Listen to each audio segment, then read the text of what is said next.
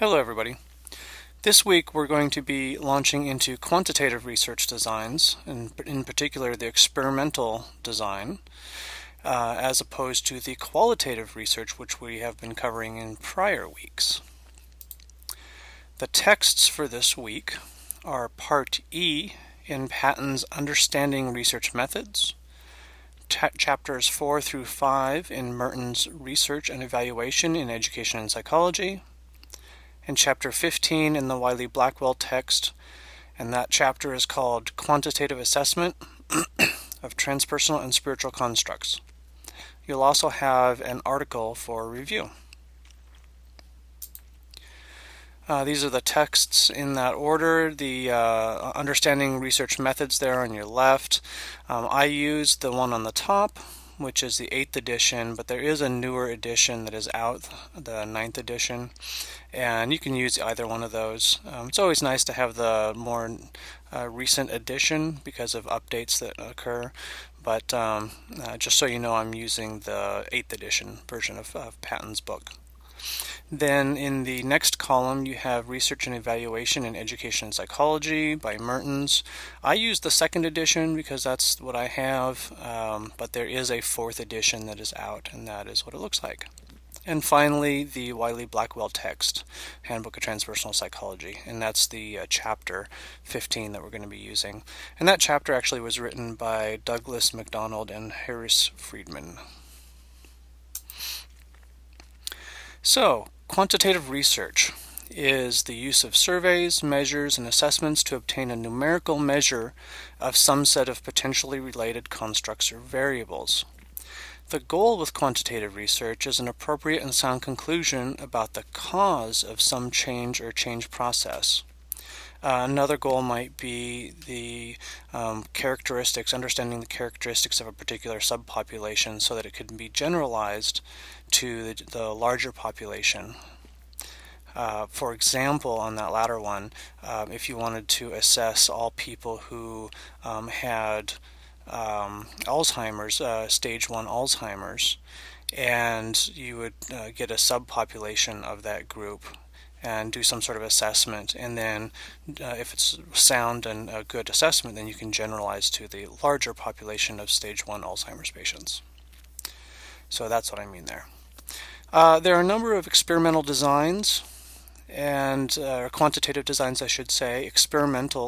True experimental designs are one of them. There are also quasi-experimental designs, single group designs, causal comparative, correlational, and survey designs. This week we're going to be talking specifically about experimental designs, just to have a place to land and so we can differentiate what a true experiment is from other types of experimental designs. Next week we'll be discussing quasi-experimental and some of the other correlational and causal comparative designs. Just a few useful reminders of different terms that'll be good to know as we launch into this week. A hypothesis is a prediction of an outcome.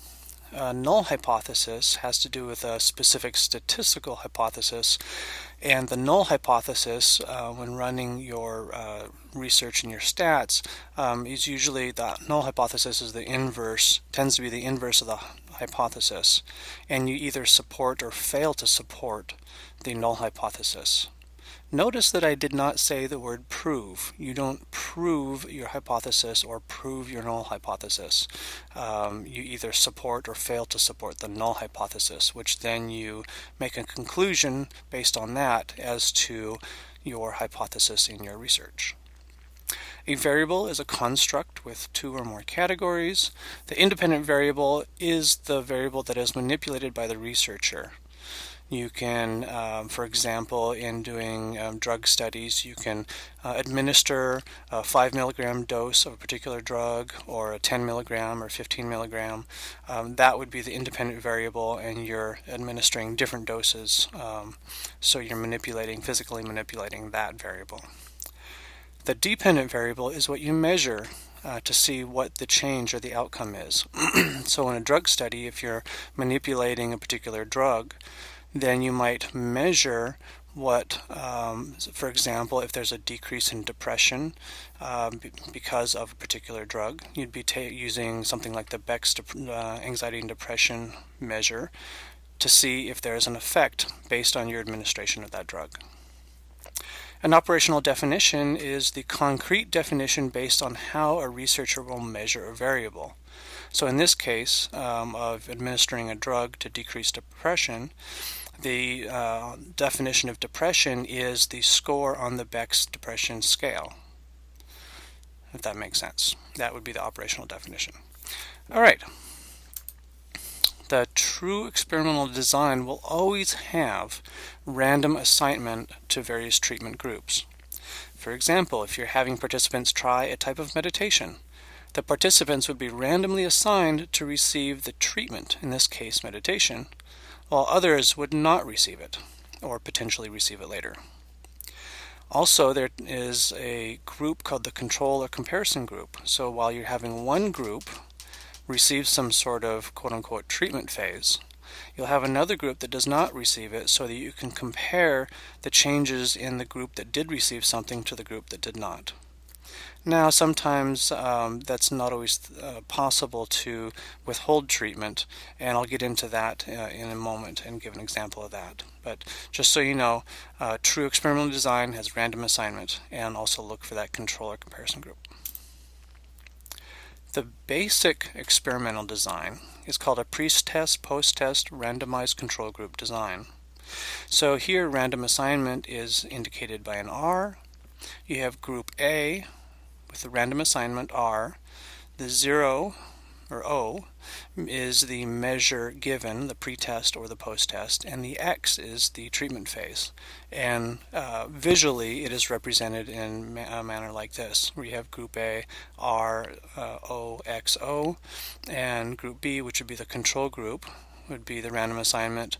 The O is the pretest, the first one, and then the second O would be the posttest. And you notice there's no X in between those two, because the X denotes that there is some sort of intervention. So an example of a basic pretest, posttest, randomized control group design, you might have 200 participants. You randomly assign 100 to sit in a specific meditation for an hour, say Zen meditation, for an hour each week, and the other 100 to go about business as usual. So say you do that for 10 weeks.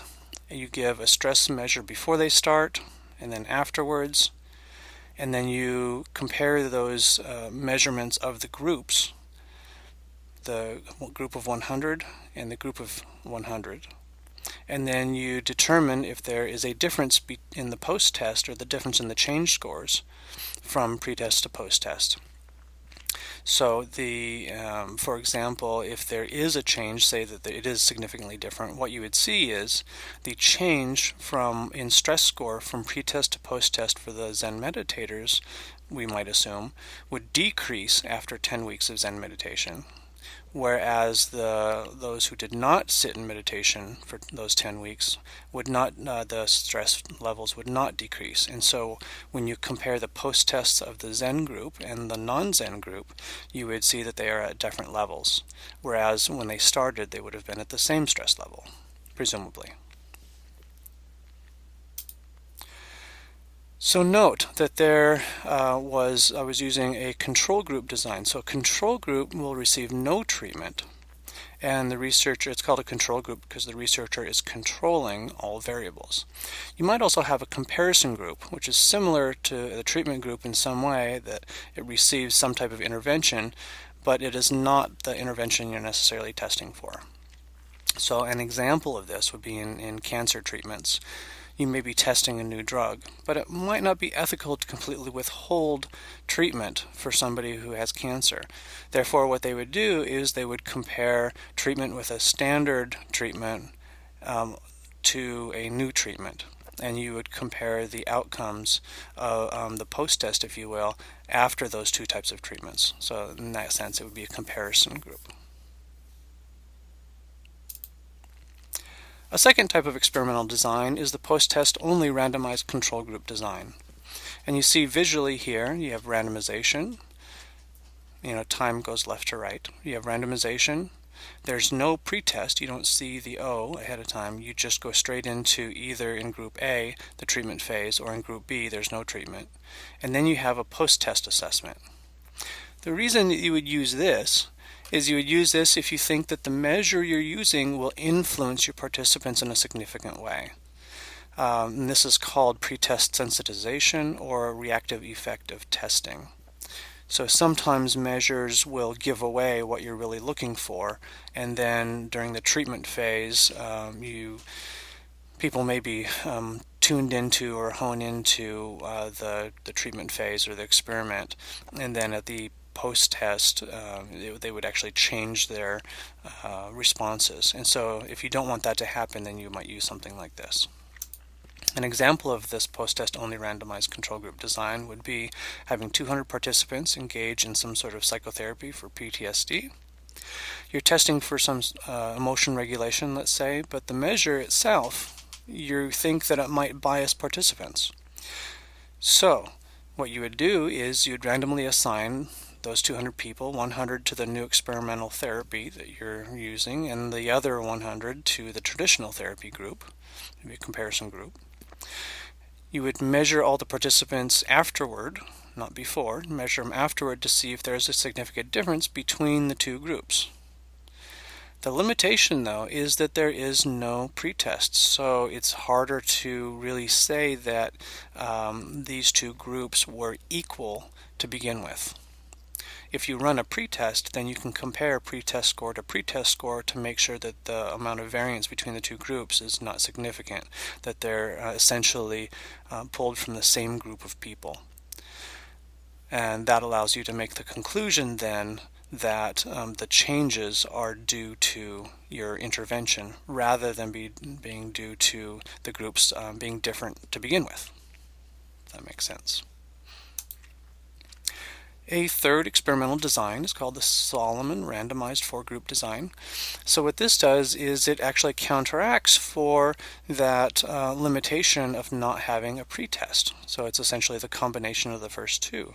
Group A and B, you have your standard control group design. And group C and D, you have the non-pretest design. So as an example of this, instead of 200 participants, you would have 400 participants, just keeping the numbers equal at 100. All potentially engaging. They're coming to psychotherapy, and so you're recruiting them into your study. They're coming to psychotherapy for PTSD. Again, you're testing for emotion regulation, but you don't know if the measure is going to bias participants or not.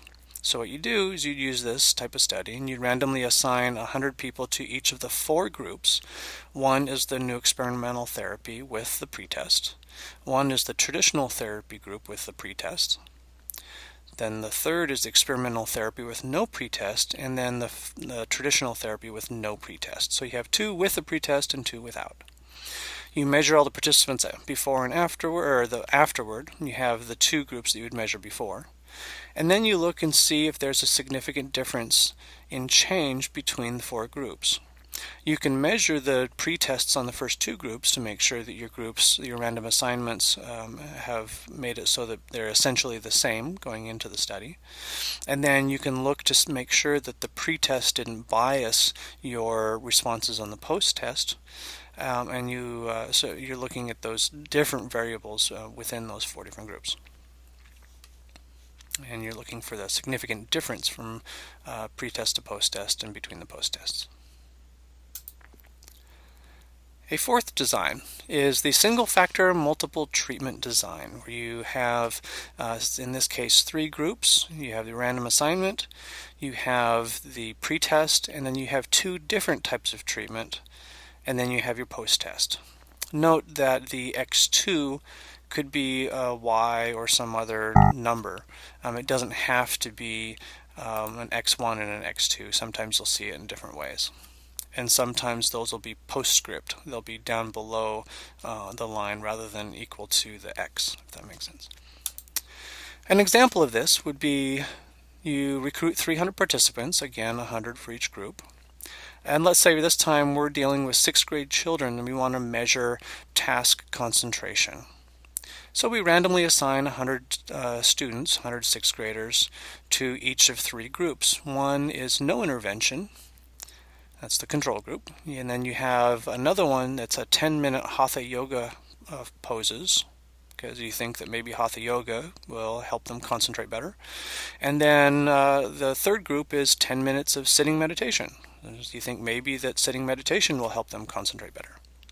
So you do all the measures before the pretest and then after, and then you compare the change scores on the three different groups to see if the two different interventions had a significant effect. And obviously you have the control group to compare against, and then you can also compare the two different treatments against each other and see which one worked. And a fifth type is called the factorial design, multiple independent variables. And remember, these are the elements that you change as a researcher. So you can see that we have 5 different groups here, A, B, C, D, and E. The first 2 are one type of treatment, but you have a second independent variable that changes. And the second 2 is another type of treatment where the variable changes in the same way.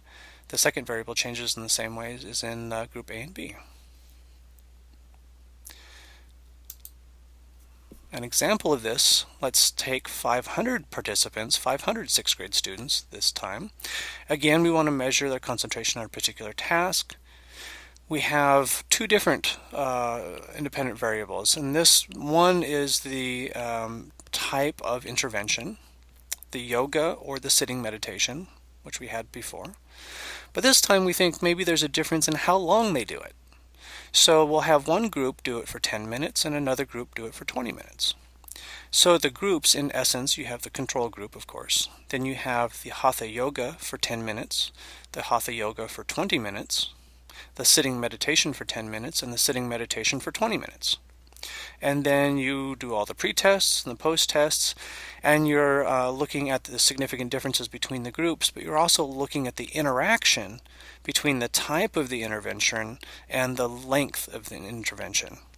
Because it might be that shorter times increase concentration on a task, but longer times don't. Or it might be that a longer yoga or meditation session actually increases the concentration in a better way. Or maybe it's longer yoga, but none of the others. So that's what you'd be testing for.